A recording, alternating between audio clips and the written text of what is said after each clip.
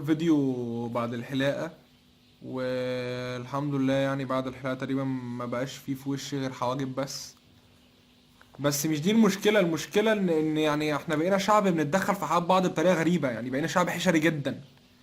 يعني انا ناس جاية عمالة تقول لي احلى احلى احلى احلى، انت مالك؟ انت مالك بشكلي يعني؟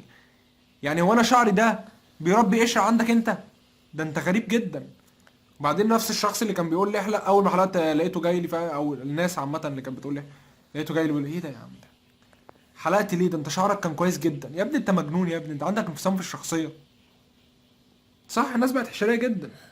طبعا. يعني مثلا جاي ماشي في حالي في مدرستي على ناحية اليمين، لقيت واحد جاي بيقول لي امشي على ناحية الشمال.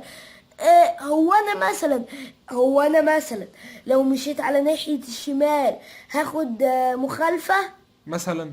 مثلا. عندي في مدرستي كبيرة جدا وجميلة وواسعة. ما شاء ما الله. شاء الله. ما شاء الله، انت يعني انت اللي بنيها. لا بس هي جميلة. الحمد لله. مثلا انا ماشي في مدرستي الكبيرة، ولقيت واحد جاي بيقول لي حاسب. هو انت يعني سايب الكون كله وجاي عندنا؟ آه، اتفضل عدي من تحت باطي. يعني ناس غريبه جدا، ومش عارف، بقيت حاسس ان فاهم يعني، من كتر ما الناس بقت حشريه.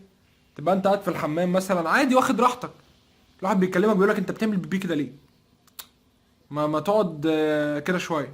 انت فاهم يعني، حاجات بقت غريبه جدا يا حسن. انت يائس، انا حاسك يائس. انت يائس. لا بائس. بائس؟ طب انت عارف ايه الفرق بين يائس وبائس؟ الب. طب ما انا قلت لك في الفيديو اللي فات مش هنقولها، يعني انت هتقولي مش عارف فانا اقولها لك؟ ده انت غريب، انت طلعت حشري، ابعد عني. يلا بقى، انت هتنف في ايدك ولا ايه؟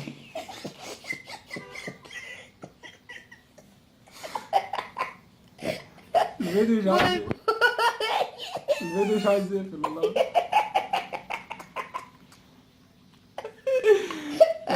الدنيا خربانه يا سفيني. والله ما عايز يقفل بص. مش انت عملت ببصمة ايد؟